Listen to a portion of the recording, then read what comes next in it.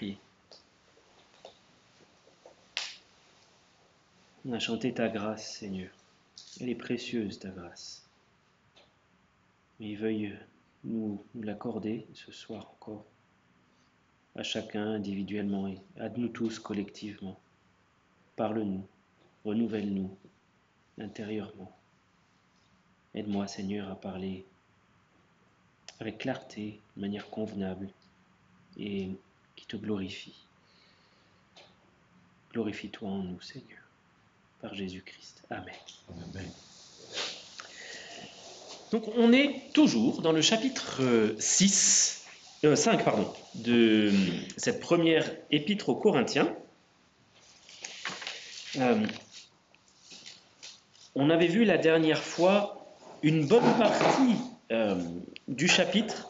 On avait vu notamment les versets 1 à 5 et les versets 9 à 13, où on avait parlé beaucoup de discipline, parce qu'il y avait dans l'église de Corinthe plusieurs cas de péchés évidents et non traités par l'église, et notamment le cas d'un homme qui avait pris pour concubine la femme de son père, donc sa belle-mère, et l'église ne disait rien. Et on avait vu que c'était un grand tort qu'avait l'église à Corinthe de ne rien dire à cet homme. On avait vu qu'il était probable que la femme ne soit pas convertie, sinon elle aurait été reprise elle aussi.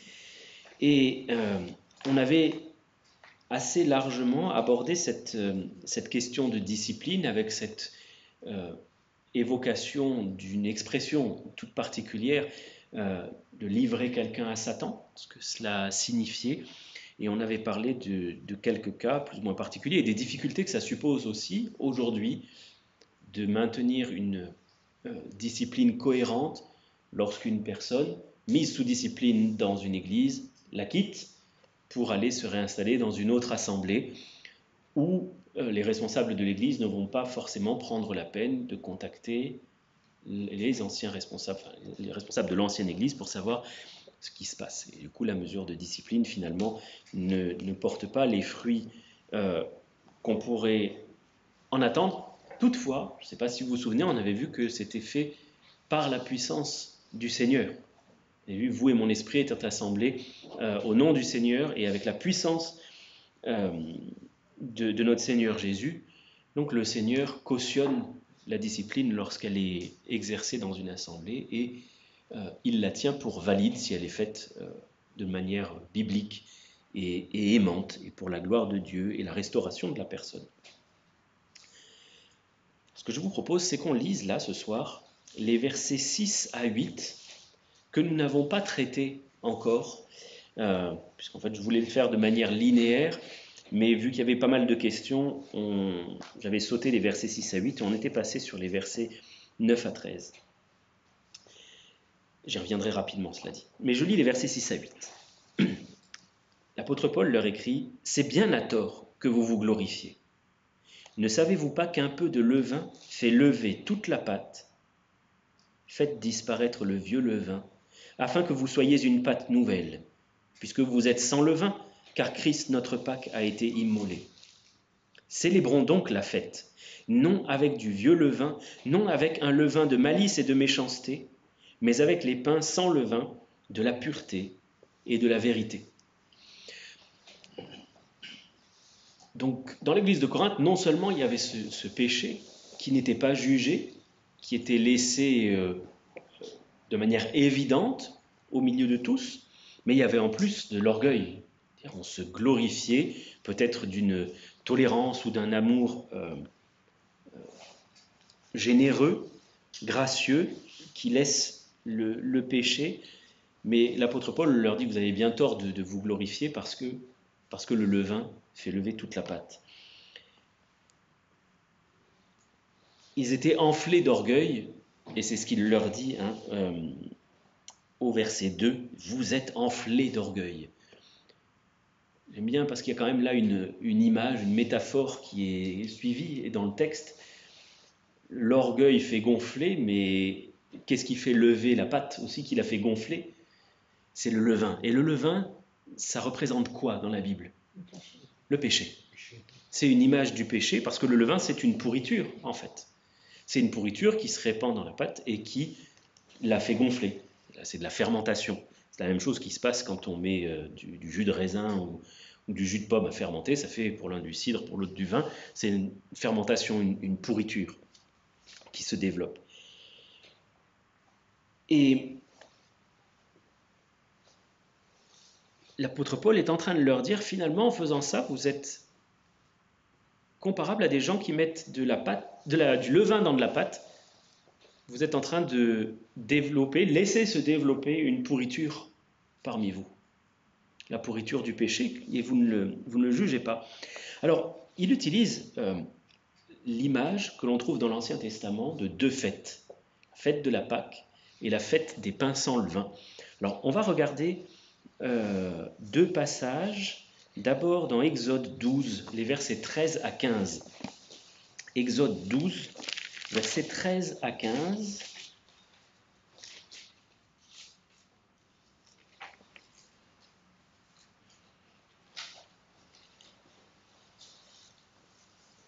Est-ce que quelqu'un veut lire, s'il vous plaît?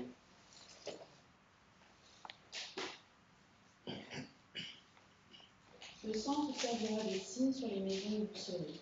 Je verrai le sang, je passerai par-dessus vous, et il n'y aura point de plaie qui vous détruise, quand je frapperai le pays d'Égypte. Vous conserverez le souvenir de ce jour, et vous le célébrerez par une fête en l'honneur de l'Éternel. Vous le célébrerez comme une loi perpétuelle pour vos descendants. Pendant 7 jours, vous mangerez des pains sans levain. Dès le premier jour, il n'y aura point de levain, plus de levain dans vos maisons. Car toute personne qui mangera du pain levé du premier jour au 7e jour sera retranchée d'Israël. Merci. Et on va aller maintenant dans Deutéronome au chapitre 16. Et si quelqu'un veut lire là encore les versets 2 à 4. Deutéronome 16, versets 2 à 4. On va me lire 1 à 4. Observe le mois des épis et célèbre la Pâque en l'honneur de l'Éternel ton Dieu, car c'est dans le mois des épis que l'Éternel ton Dieu t'a fait sortir d'Égypte pendant la nuit. Tu sacrifieras la Pâque à l'Éternel ton Dieu, du menu et du gros bétail dans le lieu que l'Éternel choisira pour y faire demeurer son nom. Pendant la fête, tu ne mangeras pas de pain levé, mais tu mangeras 7 jours des pains sans levain, du pain d'affliction, car c'est avec précipitation que tu es sorti du pays d'Égypte. Tu te souviendras ainsi toute ta vie du jour où tu es sorti du pays d'Égypte. On ne verra chez toi de levain dans tout ton territoire pendant 7 jours. Et rien de la chair des victimes que tu sacrifieras le soir du premier jour ne restera pendant la nuit jusqu'au matin. Merci. Donc, ce sont bien deux fêtes distinctes que la Pâque et la fête des pains sans levain. Deux fêtes distinctes, mais qui commencent en même temps. Elles commencent au moment où l'on immole le sacrifice de la Pâque, l'agneau, et on prend de son sang pour en mettre sur les poteaux et puis sur le linteau de la porte. De cette manière, on montre à l'ange de l'Éternel, l'ange destructeur, que la mort a déjà frappé. Le sang est là, la mort a déjà frappé, donc la mort n'entre pas à nouveau dans la maison.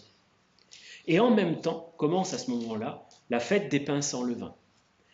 Ces deux fêtes-là, elles sont symboliques. Alors elles sont réelles, c'est-à-dire qu'on devait les célébrer réellement en immolant un agneau et en mettant réellement de son sang sur les poteaux et le linteau de la porte. On devait réellement manger cet agneau cuit au feu avec des herbes amères. Et on devait vraiment manger des pains sans levain. Mais derrière, il y a une signification, une symbolique. La sortie d'Égypte et la Pâque, c'est le symbole de la sortie du monde et de l'entrée dans la vie nouvelle. Quand on croit au Seigneur Jésus, on est quelque part derrière le sang de l'agneau. C'est le début de la vie chrétienne, la Pâque. Et en même temps commence la fête des pains sans levain qui, elle, est une fête qui dure. La Pâque, elle dure juste le soir de la Pâque. Par contre, la fête des pains sans levain, elle, dure 7 jours. Et elle est l'image de quoi, d'après vous? La marche chrétienne, la marche dans la sanctification, une marche sans le péché. Et remarquez à quel point Dieu prend cela pour important. Il dit, on ne trouvera chez toi point de levain pendant toute la durée de la fête, donc pendant les 7 jours, et toute personne qui mangera du levain sera retranchée du peuple. C'était une image sérieuse que le Seigneur voulait donner à son peuple de ce qu'est la marche avec lui. Ce qui est troublant, c'est que dans le Nouveau Testament, dans les évangiles, ces deux fêtes-là, elles sont souvent confondues. Ce n'est pas qu'on prend l'une pour l'autre, mais elles ne forment plus qu'une seule. Dans les évangiles, vous verrez apparaître soit la Pâque, soit la fête des pains sans levain. On prend l'une pour l'autre finalement, et pour les Juifs, c'était devenu une seule et même chose. Au moment où commençait la Pâque, commençait aussi la fête des pains sans levain. Et ça, c'est l'image que pour le chrétien, pour celui qui entre dans la vie chrétienne, commence en même temps la fête des pains sans levain dans sa vie, la marche dans la sainteté. Cette marche, elle peut être hésitante au début et avancer en assurance, mais au moment où nous entrons dans la vie chrétienne avec le Seigneur Jésus-Christ, c'est notre Pâque, mais c'est en même temps le début de la fête des pains sans levain où on va marcher, apprendre à marcher dans la sainteté. Et pour revenir à notre texte de 1 Corinthiens 5, l'apôtre Paul utilise cette image pour dire aux Corinthiens de reprendre à leur compte cette image-là. Ils se sont mis à l'abri du sang de Christ, qui est l'agneau de Dieu, et c'est bien écrit, hein, Christ, votre Pâque, notre Pâque, a été immolé. Donc, vous avez été sauvés par son sang, mais il faut aussi maintenant célébrer la fête des pains sans levain. C'est comme si, de leur côté, ils n'avaient pris qu'un des deux aspects de la fête, la Pâque. Il leur dit, célébrons la fête des pains sans levain. Et c'était un appel aussi individuel que collectif à décider de marcher avec le Seigneur, à éliminer tout le levain. Alors je ne sais pas si vous connaissez un petit peu la tradition juive, mais aujourd'hui encore, les Juifs pieux, lorsqu'ils célèbrent la Pâque, ils ont une tradition sur laquelle ils vont chasser le levain. Ils vont faire une sorte de ménage de printemps à la maison et balayer tous les placards d'une manière très scrupuleuse pour qu'il n'y reste même pas une poussière de levain ou de levure ou quoi que ce soit dans toute la maison à ce moment-là. Donc ça, c'est quelque chose qui est toujours fait aujourd'hui par les Juifs pieux, au moment de la Pâque.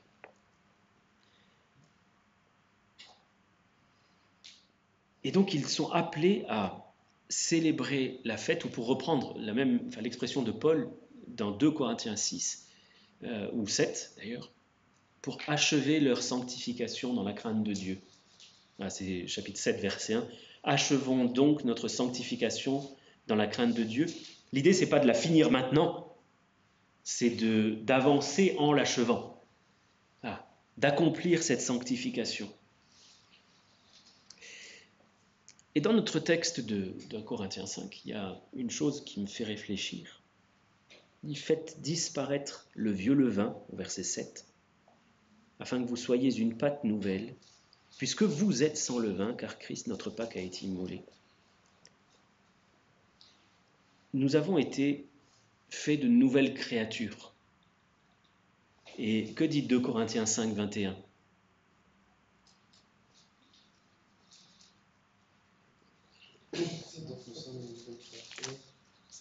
Si quelqu'un est en Christ, c'est 17, pardon, 17. Oui, 21, c'est un verset qu'on a vu abondamment hier au cours de théologie, du coup j'ai retenu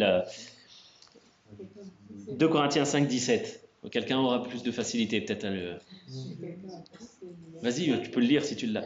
Si quelqu'un est en Christ, il est une nouvelle créature, les choses anciennes sont passées, voici toutes choses sont devenues nouvelles. Merci. Une nouvelle créature, une nouvelle création. Une pâte nouvelle.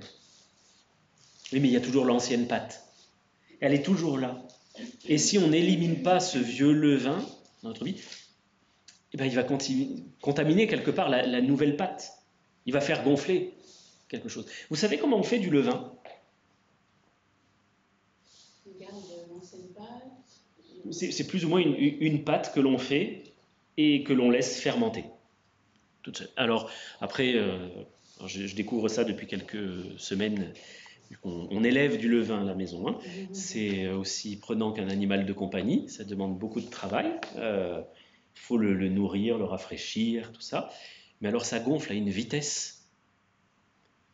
Mon épouse en met dans des bocaux en verre. Elle met dessus un petit linge pour que ça soit quand même à l'abri des courants d'air parce que c'est sensible ces petites bêtes. Mais il arrive que la bestiole, elle cherche à s'échapper finalement du pot. Ça gonfle très vite et beaucoup. Et je suis persuadé que l'apôtre Paul et tous ceux qui lisaient ce texte-là avaient bien en image de quoi il s'agissait parce qu'on faisait son pain à la maison la plupart du temps. Donc on savait très bien ce que c'était que du levain. Nous, on a un peu perdu cette notion-là parce qu'on va acheter notre baguette à la boulangerie et on ne sait plus vraiment comment c'est fait. Mais il voit à quel point ça grossit vite. Ça gonfle très très vite. Et si nous ne prenons pas garde à avoir une marche assez rigoureuse et à juger le péché dans notre cœur lorsque nous le détectons, très rapidement, ça peut contaminer plein de domaines de notre vie. Je sais par expérience, ma propre expérience personnelle, hein, si je ne fais pas attention à certains péchés lorsqu'ils se présentent, il y a tout un tas de réactions en chaîne, entre guillemets, qui vont se produire. Je vais devenir beaucoup plus irritable, je vais évidemment manquer de patience, je vais avoir de mauvaises pensées beaucoup plus facilement, comme si il m'avait suffi de mettre la machine en route. Ah oui, j'ai laissé le levain, il prolifère, il se développe. Et c'est pour ça qu'il faut que je sois une pâte nouvelle, tout le temps. Une pâte dans laquelle il n'y a pas de levain. Dans le texte encore, il est question des pains sans levain, de la pureté et de la vérité. Est-ce que quelqu'un a autre chose que pureté, d'ailleurs, au verset 8 de notre texte? Sincérité. Voilà. La pureté, la sincérité ou l'ingénuité même.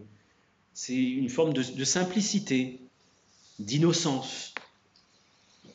C'est de ça qu'il est question. Et de la vérité. Et c'est ce mot de vérité qui m'a fait réfléchir quand j'ai préparé l'étude. Est-ce que je me regarde avec vérité? Ou est-ce que je me voile les yeux? Est-ce que je me berce d'illusions sur ce que je suis, sur ce qu'est ma vie, ou est-ce que j'accepte l'éblouissante vérité, une vérité qui peut parfois nous attrister profondément? Parce que lorsque Dieu révèle ce que nous sommes, c'est jamais plaisant si on l'accepte. Mais voilà, ces pains sans levain, c'est la pureté ou la simplicité, l'ingénuité et la vérité. Est-ce qu'il y a des questions sur ces 3 versets que nous venons de voir?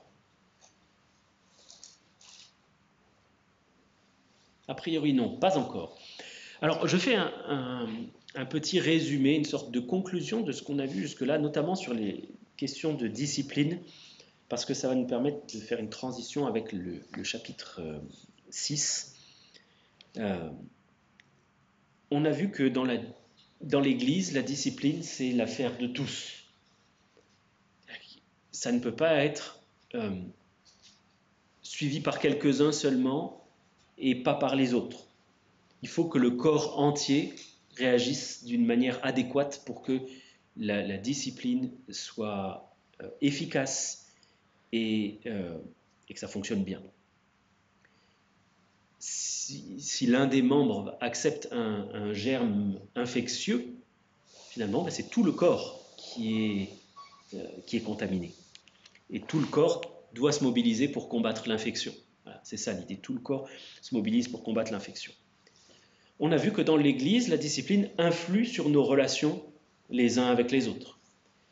Parce que l'amour me contraint à aller voir mon frère, l'amour me contraint à le reprendre d'une manière bienveillante, à chercher sa restauration, à chercher son bien suprême comme Dieu recherche son bien. Mais l'amour me contraint aussi à mettre de la distance si la personne refuse de se repentir.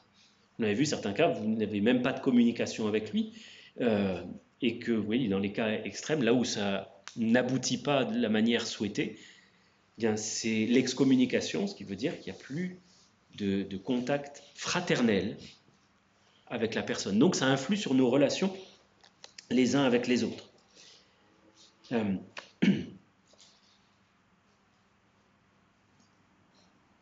Et même le texte le disait, hein, s'il y a quelqu'un dans l'Église qui se nomme frère, mais qui vit de manière cupide ou débauchée ou idolâtre, vous ne devriez pas avoir de relation avec cette personne dans l'Église. On a vu que dans l'Église aussi, la discipline, ça je l'ai déjà dit, mais je le répète, nous rend responsables les uns vis-à-vis des autres, et qu'elle a pour but de combattre l'hypocrisie. L'hypocrisie, c'est quoi, finalement? Une double vie. Pardon, vas-y. On porte un masque. C'est exactement ça. L'hypocrite, à la base, c'est le masque que les acteurs de théâtre portaient dans le théâtre grec. C'est ça que ça décrit, vous savez, ces masques avec un sourire ou une tête qui fait la tête.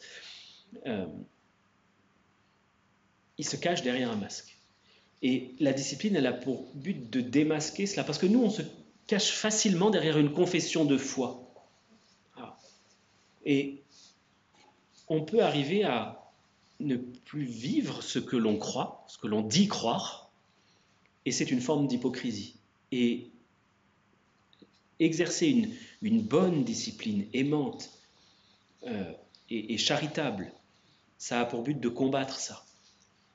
Qu'il n'y ait personne parmi nous qui dise « Oui, moi je crois au Seigneur Jésus et à la sainteté » et qui vivent dans le péché.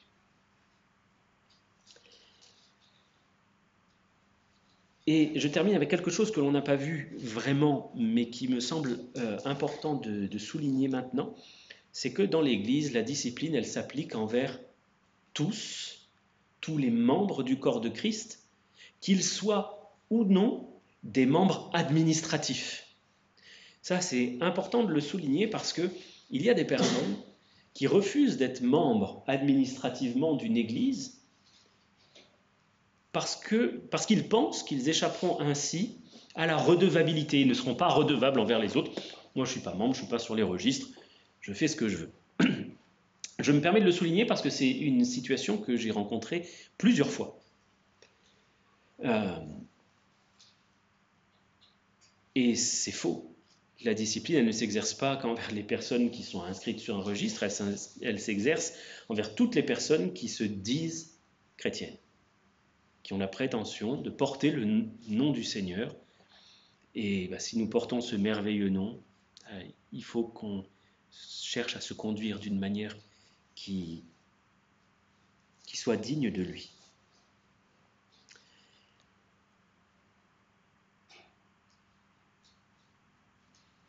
Alors, je termine en relisant les versets 12 et 13 d'A Corinthiens 5, où il est dit « Qu'ai-je, en effet, à juger ceux du dehors? N'est-ce pas ceux du dedans que vous avez à juger? Pour ceux du dehors, Dieu les juge. Ôtez le méchant du milieu de vous. »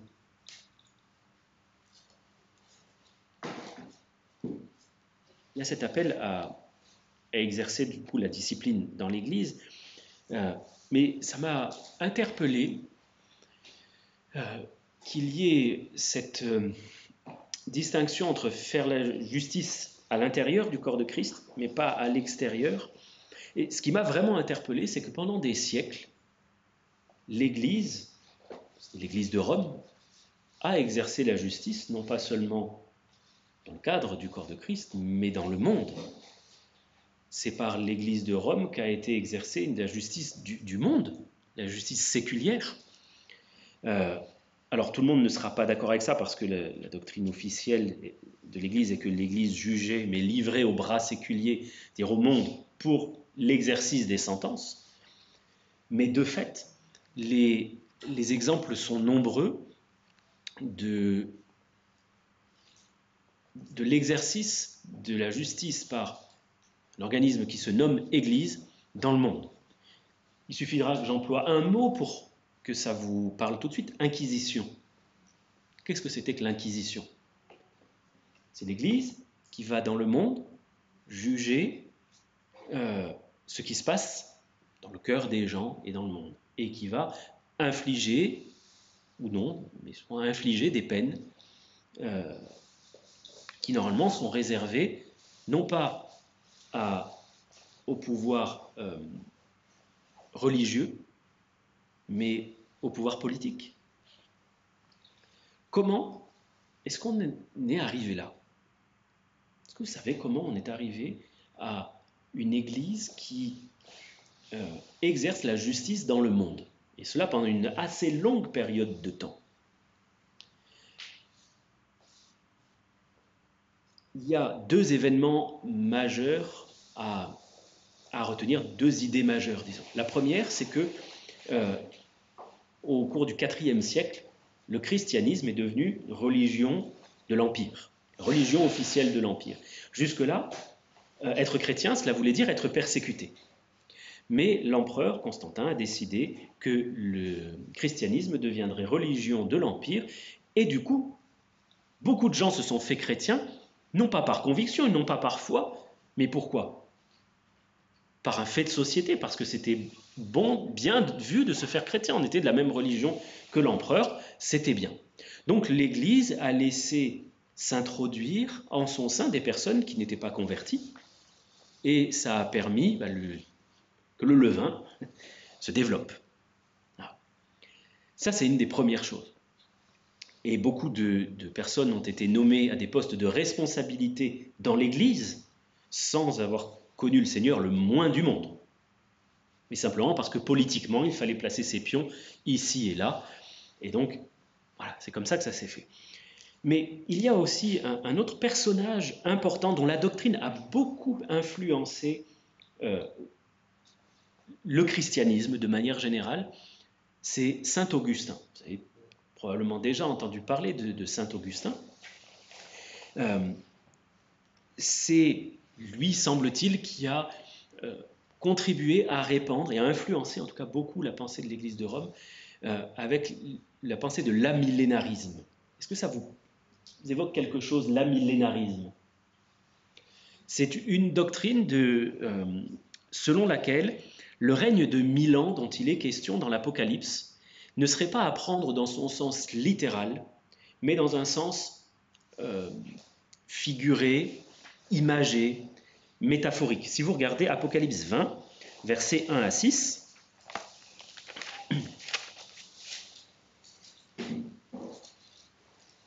Apocalypse 20, versets 1 à 6, je vous lis ces versets-là. « Puis je vis descendre du ciel un ange qui avait la clé de l'abîme et une grande chaîne dans sa main. Il saisit le dragon, le serpent ancien qui est le diable et Satan, et il le lia pour 1000 ans. Il le jeta dans l'abîme, ferma et scella l'entrée au-dessus de lui, afin qu'il ne séduise plus les nations, jusqu'à ce que les 1000 ans soient accomplis. Après cela, il faut qu'il soit délié pour un peu de temps. Et je vis des trônes, et à ceux qui s'y assirent fut donné le pouvoir de juger. Et je vis les âmes de ceux qui avaient été décapités à cause du témoignage de Jésus et à cause de la parole de Dieu, et de ceux qui n'avaient pas adoré la bête ni son image, qui n'avaient pas reçu la marque sur leur front ni sur leurs mains. Ils revinrent à la vie et ils régnèrent avec Christ pendant 1000 ans. Les autres morts ne revinrent point à la vie jusqu'à ce que les 1000 ans soient accomplis. C'est la première résurrection. Heureux et saints ceux qui ont part à la première résurrection. La seconde mort n'a point de pouvoir sur eux, mais ils seront sacrificateurs de Dieu et de Christ, et ils régneront avec lui pendant 1000 ans. Donc il y a plusieurs lectures de ce passage et de l'Apocalypse de manière générale. Une prend littéralement cette question de 1000 ans et dit que, effectivement, quand il est question de 1000 ans, Christ va venir régner physiquement pendant 1000 ans sur la terre. Il y a un certain nombre d'indices concordants avec cela. Je vous renvoie à l'étude biblique qu'on a faite sur Apocalypse 20 il y a un moment déjà. Mais il y a une autre vision des choses selon laquelle il faudrait prendre cela de manière métaphorique, imagée, et ces 1000 ans ne seraient finalement qu'une très longue période de temps pendant laquelle Satan serait privé de toute influence sur la terre puisqu'il est lié, et ce serait une période longue pendant laquelle le royaume de Christ se propagerait de plus en plus sur la face de la terre jusqu'à arriver à culminer en un grand royaume, un grand règne de paix. Où du coup les chrétiens domineraient et régneraient sur le monde. Augustin a, je ne sais pas si c'est lui qui l'a développé, mais en tout cas il a communiqué cette doctrine et il l'a beaucoup influencé par cette doctrine, l'Église de Rome. Et quand on croit que finalement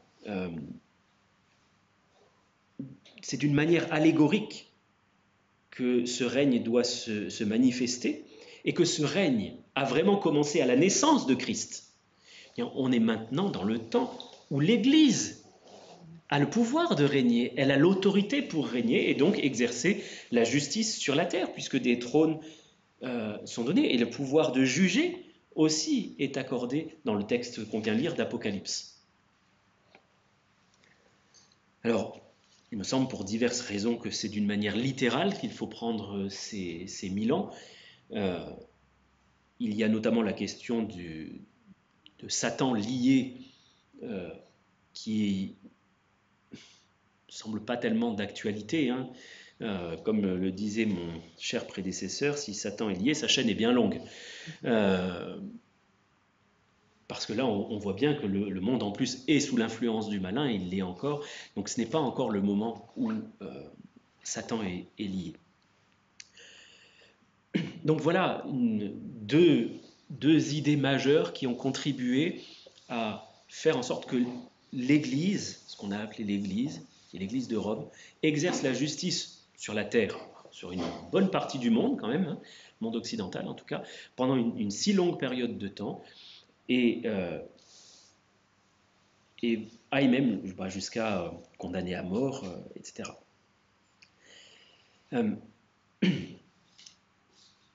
Mais ce que dit l'apôtre Paul, pour revenir à notre texte, c'est qu'il faut donc juger ceux du dedans. Ceux du dedans, c'est qui exactement? Les chrétiens. Qu'est-ce qu'un chrétien? Un disciple. À quoi reconnaît-on un chrétien disciple? Qui suit les commandements du Seigneur Jésus. Ils suivent les commandements du Seigneur Jésus. On suit tous les commandements du Seigneur Jésus? Tout le temps? À son témoignage. À son témoignage? Oui, aussi. Parce qu'il faut bien qu'il confesse Jésus-Christ, comme sauveur, qu'il y a eu un changement dans sa vie. Et finalement, on va chercher des indices concordants qu'il est né de nouveau, que c'est une nouvelle créature. Donc un disciple, quelqu'un qui a un témoignage et quelqu'un qui est né de nouveau. Voilà ce que c'est un chrétien. Donc c'est ces personnes-là du dedans qu'il faut juger, que les chrétiens sont appelés à juger. Ça nous amène justement à ce dont il est question au chapitre 6. Alors, on va lire pour ce soir les versets 1 à 11, et je pense qu'on n'aura pas le temps de tout voir, mais on va quand même commencer. Chapitre 6, versets 1 à 11. L'un d'entre vous, lorsqu'il a un différend avec un autre, ose-t-il plaider devant les injustes et non devant les saints? Ne savez-vous pas que les saints jugeront le monde? Et si c'est par vous que le monde est jugé, êtes-vous indigne de rendre les moindres jugements? Ne savez-vous pas que nous jugerons les anges? Et nous ne jugerions pas, à plus forte raison, les choses de cette vie? Si donc vous avez des différends pour les choses de cette vie, ce sont des gens dont l'Église ne fait aucun cas que vous prenez pour juges. Je le dis à votre honte. Ainsi, il n'y a parmi vous pas un seul homme sage qui puisse prononcer un jugement entre ses frères. Mais un frère plaide contre un frère, et cela devant des infidèles. C'est déjà certes un défaut chez vous que d'avoir des procès les uns avec les autres. Pourquoi ne souffrez-vous pas plutôt quelque injustice? Pourquoi ne vous laissez-vous pas plutôt dépouiller? Mais c'est vous qui commettez l'injustice et qui dépouillez, et c'est envers des frères que vous agissez de la sorte. Ne savez-vous pas que les injustes n'hériteront point le royaume de Dieu? Ne vous y trompez pas. Ni les débauchés, ni les idolâtres, ni les adultères, ni les efféminés, ni les homosexuels, ni les voleurs, ni les cupides, ni les ivrognes, ni les outrageux, ni les ravisseurs n'hériteront le royaume de Dieu. Et c'est là ce que vous étiez, quelques-uns d'entre vous. Mais vous avez été lavés, mais vous avez été sanctifiés, mais vous avez été justifiés au nom du Seigneur Jésus-Christ et par l'Esprit de notre Dieu. Quel est le reproche que fait l'apôtre Paul maintenant aux chrétiens de Corinthe? Capable de juger, régler les problèmes entre eux, il va faire justice, enfin, se confier aux infidèles, à ceux du dehors pour faire justice par eux. Exactement. Ils vont se faire des procès les uns aux autres en espérant qu'un magistrat, un juge du monde, les départage dans leurs disputes. Donc c'est un double reproche. Ils ont des disputes et ils se font des procès pour être départagés devant le monde.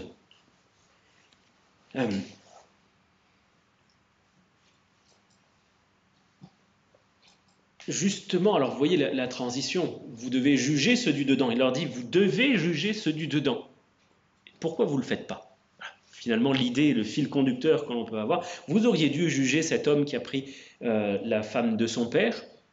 Vous ne l'avez pas fait, vous devez juger ceux du dedans et vous ne le faites même pas. C'est-à-dire que même pour vos querelles les uns avec les autres, vous faites appel à des personnes de l'extérieur.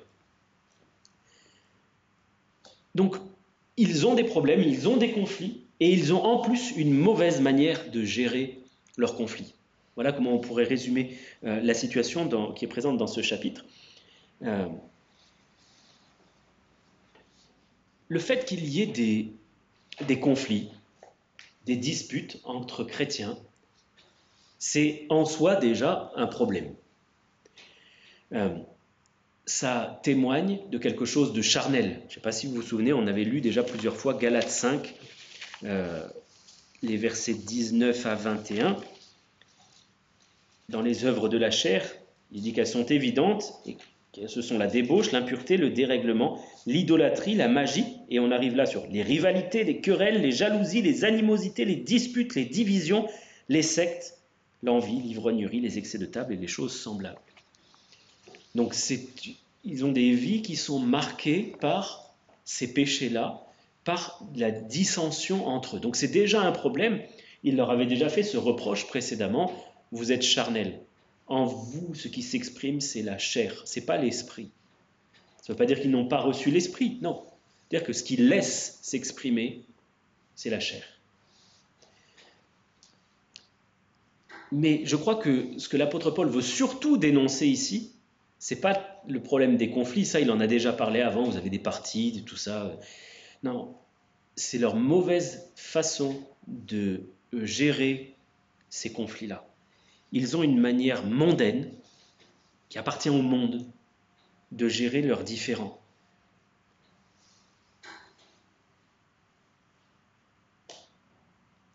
Il est... Alors, je ne sais pas comment le dire. Je vais le mettre avec des guillemets. Il est normal que les chrétiens aient des conflits. Normal en ce sens que, non, ça ne devrait pas être la norme, mais c'est compréhensible qu'il puisse y avoir des différends entre des personnes qui sont différentes et qui apprennent à vivre ensemble. Il se peut, pour reprendre une expression de Colossiens, que l'un ait à se plaindre de l'autre. Ça peut arriver, bien sûr. Et à ce propos, il est important de ne pas avoir d'attente démesurée ou inatteignable au sujet de l'Église. Il est certain que les blessures reçues dans l'Église sont peut-être les plus douloureuses que celles que l'on reçoit dans le monde. Parce qu'on s'attend quelque part à ce que le monde ne soit pas tendre avec nous. Et quand on reçoit une blessure dans l'Église, elle fait quelque part plus mal. On se dit, j'aurais pas dû recevoir cette blessure-là. Mais ça me fait penser au Seigneur à qui on demande, mais d'où viennent ces blessures que tu as aux mains? Il dit, c'est dans la maison de ceux qui m'aiment que je les ai reçues. Je serais incapable de vous citer la référence, parce que c'est le C'est Zacharie, oui. Je ne suis pas sûr, mais...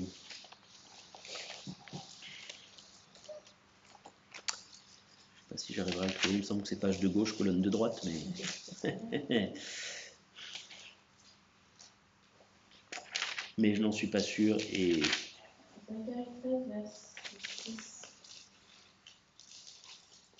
Ah bah raté, c'était page de droite, colonne de droite. Voilà, et si on lui demande d'où viennent ces blessures que tu as aux mains, il répondra, c'est dans la maison de ceux qui m'aimaient que je les ai reçues. Là, on a quelque chose qui nous rappelle aussi le Seigneur, et combien de fois nous pouvons le blesser, nous qui l'aimons, nous le blessons. Mais soyons réalistes, une église sans conflit, ça n'existe pas. Si, c'est l'église qui est au ciel. Il n'y a plus de conflit au ciel. Mais pour l'instant, on est encore dans cette période où l'église est soumise à différents aléas. Par contre, il n'est pas déraisonnable de compter sur une bonne manière de gérer les conflits. L'apôtre Paul leur dit, bon, vous avez déjà un défaut, c'est d'avoir des procès, d'avoir des disputes les uns avec les autres, mais vous avez surtout une très mauvaise manière de gérer vos conflits.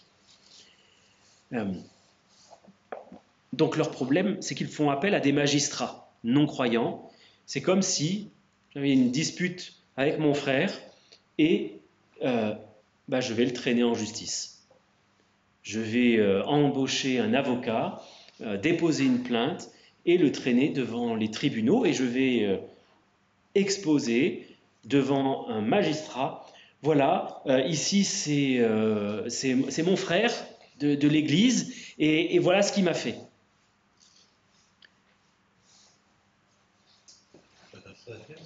Pardon ? Pas la sagesse. Non, il n'y avait pas de sagesse. Ce n'était pas une attitude sage. C'est une honte, même. Même dans le monde, on a cette expression, on lave son linge sale en famille. Qu'est-ce que ça veut dire ? Que quand il y a des querelles dans une famille, on ne les expose pas devant des personnes extérieures à la famille. Dans l'Église, c'est la même chose. C'est déjà une honte que de ne pas s'entendre les uns avec les autres. Si en plus on fait exploser ces conflits à la face du monde, c'est lamentable. C'est vraiment pitoyable au sens propre du terme, c'est misérable. Parce que le Seigneur Jésus nous dit dans Jean 13, verset 35, c'est à l'amour que vous aurez les uns pour les autres que l'on saura que vous êtes mes disciples. Là, c'est exactement le contraire qui se produit. C'est même pas une absence d'amour, c'est même pas un témoignage neutre, on peut dire. C'est le témoignage de discorde, de dissension, de haine dans l'Église et à la face du monde. En fait, il n'y avait pas d'amour entre eux. Non, il n'y avait pas d'amour. Et c'est pour ça d'ailleurs qu'il va leur faire tout un chapitre sur l'amour. Le chapitre 13, il sera bienvenu, disons. Donc il va leur donner une sorte de marche à suivre. Alors, elle n'est pas dans l'ordre, dans le texte que nous avons lu, mais on va voir d'abord au verset 7. Au verset 7, il leur dit « C'est déjà, certes, un défaut chez vous que d'avoir des procès les uns avec les autres. Pourquoi ne souffrez-vous pas plutôt quelque injustice ? Pourquoi ne vous laissez-vous pas plutôt dépouiller ?» Combien de conflits seraient solutionnés s'il y avait quelqu'un qui, finalement, acceptait avec miséricorde, avec patience, avec amour, la faute de l'autre et l'injustice qui est faite envers lui. Il arrive à mes enfants de se disputer. Et presque invariablement, la réponse que j'ai quand j'interviens, c'est « Oui, mais c'est lui, oui, mais c'est elle qui... » À un moment, il faut bien qu'il y ait quelqu'un qui arrête la dispute. Et ma réponse est presque invariablement « Le plus intelligent des deux, c'est celui qui va arrêter la dispute. Celui qui gagne, c'est celui qui arrête la dispute. » C'est pas facile à apprendre comme leçon, ça. Mais c'est ce qu'il dit. Alors, laissez-vous dépouiller.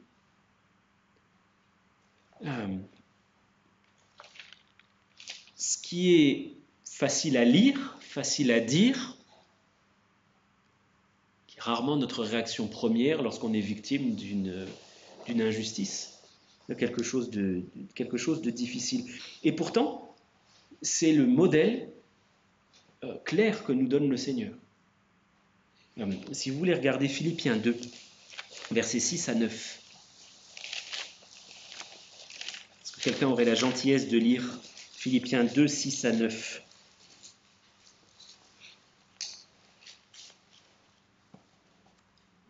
Lequel, existant en forme de Dieu, n'a point regardé comme une proie arrachée d'être égal avec Dieu, mais s'est dépouillé lui-même en prenant une forme de serviteur, en devenant semblable aux hommes. Et après s'être trouvé dans la situation d'un homme, il s'est humilié lui-même, se rendant obéissant jusqu'à la mort, même jusqu'à la mort de la croix. C'est pourquoi aussi Dieu l'a souverainement élevé et lui a donné le nom au-dessus de tout nom. Merci. Ce que le Père présente comme modèle de vertu qui mérite la plus grande élévation, c'est le plus grand abaissement et l'acceptation volontaire de l'injustice, même d'avoir été maltraité au plus haut point, qui a été maltraité comme le Seigneur, avec autant d'injustice que lui. Parce qu'il y en a bien un qui pouvait dire « mais je n'ai rien fait, ce n'est absolument pas de ma faute ». C'est lui. Nous, à quelques degrés, on peut toujours à un moment se sentir coupable de quelque chose, parce qu'on est pécheur. Et à un moment, si on récolte quelques mauvais traitements, on ne peut pas dire qu'on ne l'a pas vraiment mérité. Alors, non, je vais être prudent en disant cela. On n'a pas mérité tout, mais cela dit, voilà, le Seigneur, lui, n'avait rien fait, il a été traité injustement, et il a accepté cette humiliation suprême. Et je voudrais citer la deuxième partie de Luc 9, 48, où le Seigneur Jésus dit « Car celui qui est le plus petit parmi vous tous, c'est celui-là qui est grand. » Le plus petit, c'est celui-là qui est grand. C'est un renversement des valeurs du monde, hein. Un renversement complet avec lequel il faut apprendre à vivre, qu'il faut apprendre à mettre en pratique dans notre vie. Et quelque part, c'est aussi le principe très évangélique de la grâce. Je ne cherche pas à me venger, je ne cherche pas à rétribuer le mal qui a pu m'être fait, mais je vais même chercher à bénir celui qui s'est montré mon ennemi, volontairement ou involontairement, parce que des fois on prend la mouche pour quelque chose qui a été fait de manière tout à fait innocente, j'allais dire, sans le vouloir. Des fois on prend la mouche parce qu'on a peut-être des raisons de la prendre, parce qu'il y a vraiment eu une mauvaise intention, mais le Seigneur nous présente comme, là aussi, modèle de vie.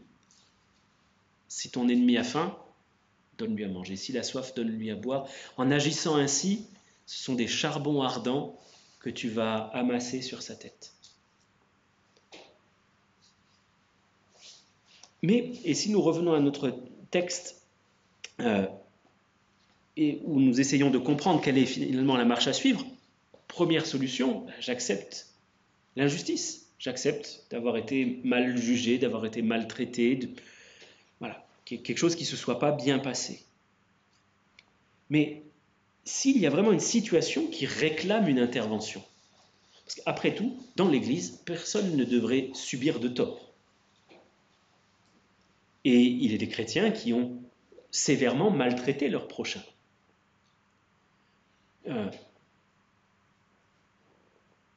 Pour qu'il n'y ait pas de scandale, et pour ne pas scandaliser le monde surtout, il faut que les choses soient gérées dans le cadre du corps de Christ. Ne savez-vous pas que les saints jugeront le monde? Visiblement, il y avait beaucoup de choses que les chrétiens de Corinthe ne savaient pas, puisqu'il leur dit 3 fois sur ces 9 versets. Verset 2, ne savez-vous pas que les saints jugeront le monde? Verset 3, ne savez-vous pas que nous jugerons les anges? Verset 9, ne savez-vous pas que les injustes n'hériteront point le royaume de Dieu? Et on pourrait continuer au verset 15 et au verset 16. Il y a encore des choses, et au verset 19 aussi, des choses qu'ils ne savent pas. Ou qu'ils devraient savoir en tout cas, parce qu'il leur pose la question de manière à le faire remonter. Mais ça, vous le savez enfin. Vous savez que les saints vont juger le monde. Et c'est vrai que dans le règne millénaire de Christ, les saints vont juger le monde. Alors, est-ce qu'on n'est pas capable à un moment de trouver quelqu'un dans l'Église qui soit assez futé pour discerner ce qui se passe, pour prononcer un jugement équitable, pour donner un bon conseil, pour faire de la relation d'aide? Il n'y a personne là dans l'Église qui soit capable de faire ça.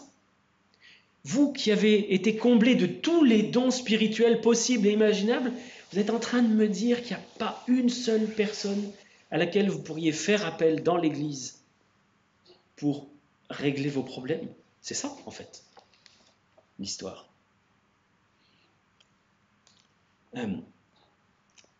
Donc le modèle qui est présenté, c'est qu'il vaut mieux que les choses soient réglées en privé. Et je terminerai là-dessus avec une grosse mise en garde. Une grosse mise en garde. Parce que nous voyons éclater régulièrement des scandales dans les médias, parce que l'Église a appliqué ces principes-là de manière exagérée. Il n'est pas dit qu'il faille traiter absolument tous les cas en privé dans le seul cadre de l'Église. Non.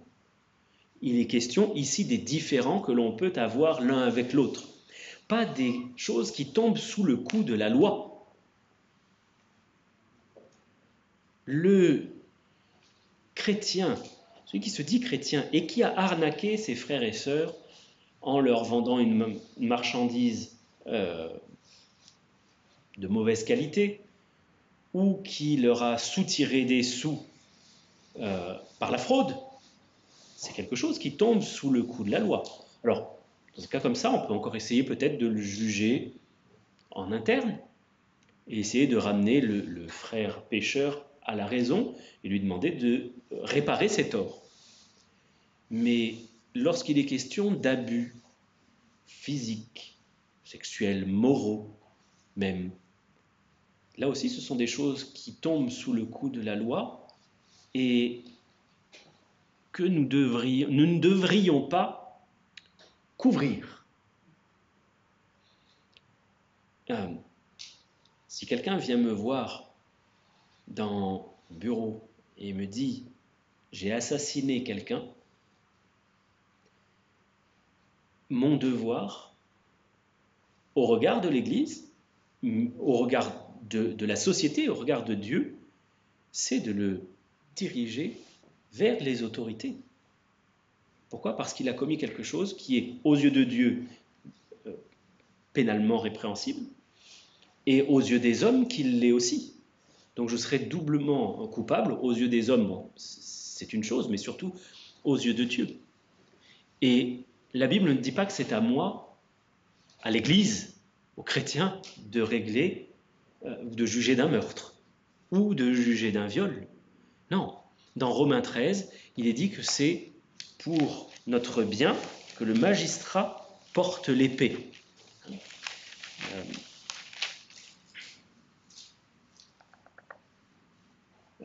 Romains 13, verset 4, dit « Le magistrat est serviteur de Dieu pour ton bien. Mais si tu fais le mal, crains, car ce n'est pas en vain qu'il porte l'épée, étant serviteur de Dieu pour exercer la vengeance et punir celui qui fait le mal. » Et là, il est question de magistrats qui ne sont pas du tout chrétiens, mais que Dieu emploie pour punir ceux qui font le mal. Et verset 6, c'est aussi pour cela que vous payez les impôts. Jusqu'à preuve du contraire, les impôts n'étaient pas payés à ce moment-là à l'Église. Hein, et car les magistrats sont des ministres de Dieu entièrement appliqués à cette fonction, ou des serviteurs de Dieu. Hein. Donc, c'est là où je veux mettre quand même une mise en garde pour que nous n'allions pas plus loin que ce que disent les Écritures. Il y a des églises qui ont voulu taire absolument ces choses-là, les passer sous silence pour ne pas offrir le dégradant spectacle au monde du péché dans l'église. Et il aurait mieux valu qu'il n'y ait pas du tout de péché dans l'église, c'est un fait. Mais pour des cas de cette envergure-là, il faut que les autorités soient prévenues. Et dans l'Ancien Testament, on voit que Dieu refusait même la miséricorde aux meurtriers qui allaient, vous savez, certains, pour échapper à la peine de mort, allaient jusque dans le temple et saisissaient l'autel. Et c'est un lieu saint, on ne pourra pas venir me mettre à mort. Et Dieu dit, c'est dans Exode 21, on l'arrachera même des cornes de montagne, il y avait des cornes aux quatre coins de l'autel, pour le mettre à mort, ce meurtrier-là. Donc, oui, on est appelé à faire preuve de discernement entre nous et à ne pas étaler nos querelles, s'il y en a, en public, mais jusqu'à une certaine limite. Voilà, jusqu'à une certaine limite, et dans les cas où c'est nécessaire, le reporter aux autorités. Si vous faites face vous-même à une personne, un frère, une sœur qui vous dit « il s'est passé ça, j'ai été maltraité, j'ai été abusé, j'ai été violé », bien sûr, vous pouvez aller en parler à un des responsables de l'Église, si c'est quelque chose qui est arrivé dans le cadre de l'Église, ou pas d'ailleurs, mais en fin de compte, il faut que cela soit rapporté aux autorités, parce que c'est compliqué. En tout cas, vous ne pouvez pas vous le faire à la place de la personne. Vous n'avez pas le droit de porter plainte, par exemple, à la place de quelqu'un, sauf si cette personne vous a donné mandat pour le faire. Mais voilà. Y a-t-il des questions par rapport à cela? Par rapport à, on ne doit pas juger cette vidéo. Que dit des évolutions quand même positives qui ont été faites par le fait que des pasteurs ont peut-être pris la parole par rapport aux injustices? C'est-à-dire? Je veux dire, par exemple, il y a des injustices, par exemple, politiques, Oui. etc. Et parfois, c'est quand des pasteurs prennent la parole que les lois changent, que les politiciens veulent que réfléchissent. Oui, là on est dans un cas différent. Dans le contexte, là, il dit que le chrétien n'a pas à s'occuper des querelles du monde, finalement. Mais rien n'empêche un chrétien d'être prophète et de montrer au monde, mais regardez ce que vous faites là, c'est mal, c'est méchant. Comment l'abolition de l'esclavage est arrivée notamment par l'intervention de chrétiens, esclavagistes repentis pour certains, qui ont politiquement fait porter le message dans les assemblées de manière parlementaire pour arriver jusque-là. Donc ce n'est pas une innovation, mais je pense qu'on est dans un contexte un petit peu différent. Là, l'apôtre Paul réprimande des chrétiens pour leurs querelles et leur mauvaise manière de gérer les querelles. Le chrétien n'est pas appelé à régner maintenant dans le monde. C'est pour ça que ce n'est pas mal quand un chrétien s'insurge publiquement de ce qui est mal dans la société. Mais au final, ce n'est pas à ça que Dieu nous appelle. Dieu ne nous appelle pas à faire de la politique. Dieu nous appelle à faire des disciples. Donc ce n'est pas en changeant les lois ni en changeant la société que le monde va vraiment changer. C'est quand chacun, individuellement, devient une nouvelle créature. Pourquoi est-ce que la parole de Dieu, par exemple, ne légifère pas de manière absolue contre l'esclavage? Parce que ce n'est pas une loi contre l'esclavage qui va faire que les hommes vont arrêter de s'asservir les uns les autres. Il y aura peut-être plus d'esclaves en titre, mais il y aura toujours des gens qui exerceront une emprise dure et malfaisante sur d'autres. Ça portera un autre nom. Et c'est pour ça que on n'est pas appelé à changer la société en ce sens-là. Je ne sais pas si ça répond à ta question. Parce que, par exemple,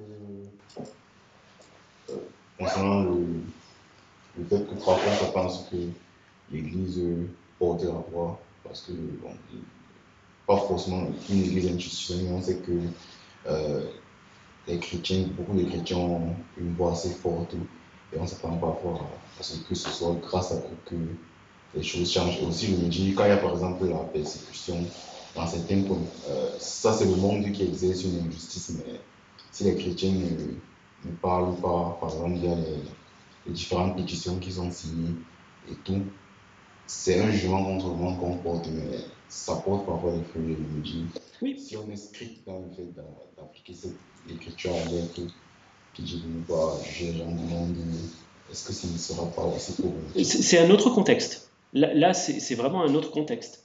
Il y a le contexte de je porte ma voix dans le monde, et ce n'est pas un jugement au même sens que là. Ce n'est pas aller devant les tribunaux là, dont il est question. C'est porter ma voix en tant que chrétien. Je suis dans une société où je peux le faire à peu près, et on doit profiter de cette liberté qui nous est donnée de pouvoir annoncer la parole de Dieu, dénoncer aussi le mal lorsqu'il est fait, mais on n'est pas tout à fait dans le même cas. On n'est pas dans le même cas. C'est un contexte différent. Il y en a un où là, c'est dans le cadre de l'Église, il y a des injustices, et l'Église est appelée à gérer elle-même ces injustices-là. C'est totalement différent, c'est un autre contexte des injustices qui se déroulent dans le monde. On peut parler pour la cause des perdus. Dans le livre des Proverbes, il y a même une sérieuse mise en garde, sauf ceux qu'on mène à la mort, parle en leur nom. Alors je ne sais plus comment c'est dit exactement, mais tu ne peux pas dire que tu ne savais pas. Voilà. Donc on peut le faire, mais c'est un contexte différent. Là, quand il est dit ce ne sont pas ceux du dehors que vous avez à juger, on ne peut pas faire la discipline dans le monde comme on l'a fait dans l'Église. Voilà. C'est interne. C'est différent. C'est totalement différent. Il y en a un, c'est vraiment la discipline, gérer les problèmes du corps de Christ. Et ça doit se faire en interne. Et après, c'est quelque chose qui concerne le témoignage dans le monde, ce qui est différent. C'est pas le même ordre d'idées. Je me dis par exemple que lorsqu'on prend position par rapport à certaines politiques ou certaines choses qui sont en fait, c'est peut-être plus en tant que citoyen aussi, en portant nos valeurs de chrétiens, etc. Parce que nous sommes dans une société qui le permet. Voilà. Mais en vrai, c'est pas parce que tu es chrétien que tu as un pouvoir d'action sur ça. C'est en tant que citoyen. Mais tu vas le faire avec la pensée de Christ. Et ce ne sera pas forcément ta mission principale, mais après, ça n'empêche pas qu'en tant que chrétien, par exemple, s'il y a un projet de loi qui va contre la volonté de Dieu, on s'organise intelligemment pour faire ensemble valoir, mais ce sont nos droits citoyens en fait qu'on va faire valoir. Et c'est pas en tant que chrétien, on a le pouvoir de bloquer les lois du monde. Dieu ne nous demande pas de faire ça. Dieu nous demande de faire des disciples, des individus. Il ne nous demande pas de changer la société. Et c'est ça qui est très différent. Il ne faut pas perdre ça de vue. Le mandat qui est donné à l'Église, c'est faire des disciples. Ce n'est pas entrer au gouvernement, c'est pas changer les lois. Il est certain que si les chrétiens font entendre leur voix de manière courageuse, cela peut influer. Ça influence beaucoup. Il y a par exemple des livres qu'on voulait mettre au programme au Cameroun et les gens ont fait des pétitions et ça a été enlevé. Alors, en France, ça marche beaucoup moins bien. Voilà. L'Église est beaucoup moins influente en France. Beaucoup moins. Beaucoup même. Voilà. Et il suffirait même qu'on dise justement ce genre de choses pour spécifiquement ça encourage à prendre le contre-pied. Donc ça dépend vraiment en plus des sociétés. Ça dépend des sociétés. Je pense qu'on peut couper peut-être l'enregistrement. Tu l'avais déjà fait? Non. Non, pas encore. Ok. Mais voilà.